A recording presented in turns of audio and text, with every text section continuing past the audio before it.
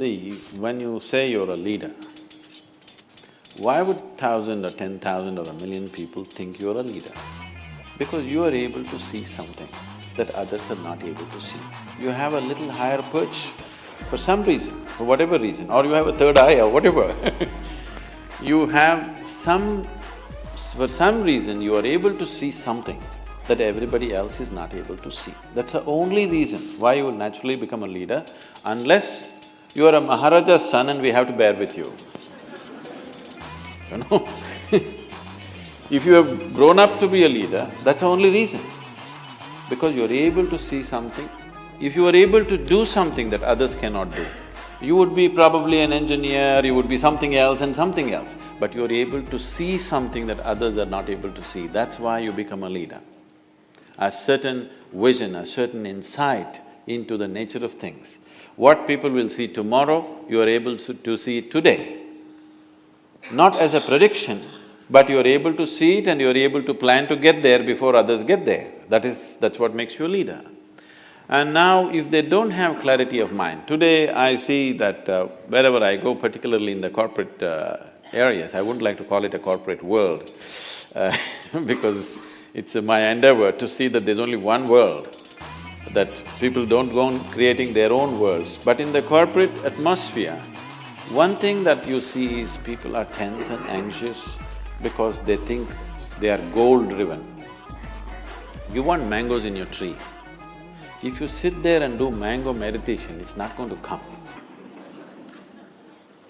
If you nourish the roots, you never even looked up, never even thought of a mango, if you take care of the roots, one day mangoes will land on your head whether you want it or you don't want it. It will just happen anyway. But that whole thing is gone today, everybody has become goal-oriented, and new age meditation teachers are telling you, don't bother about doing anything, just imagine and it'll happen. You don't have to do anything. Yes, it's going on, isn't it? Just think about it and it'll happen. Okay, just fanciful things, which sometimes work. The problem is, by chance, many things work, all right? If you simply throw a stone, a mango will fall. That doesn't mean you can do it once again.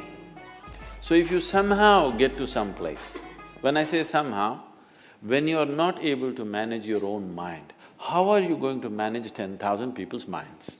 Because in some way leadership means you are able to draw these 1,000 people and take them in one direction. You are able to inspire these people or instigate these people, or like a Pied Piper, if you walk, they walk behind you because somehow you captured their minds and they decided that your way of thought and your way of looking is better than their own. It's not a simple thing. For people to think that your way of thinking is better than theirs, you will have to prove it in 1,000 different ways, otherwise they're not going to surrender their own way of thinking and feeling and whatever. So for you to prove that, first thing is you must be in charge of yourself. When you do not know how to take charge of your mind, your energies, your body and yourself, how will you take charge of them? And they're not safe in your hands. I would say, anybody who is scattered all over the place, in his hands, nobody is safe. Such a person should be one of the departments, he should not be a leader. If he has to be a leader, in his lap everybody should be safe. Then only he can be a leader. That is possible only if you have taken charge of yourself. Lot of people have gotten there somehow. Can I tell you a joke?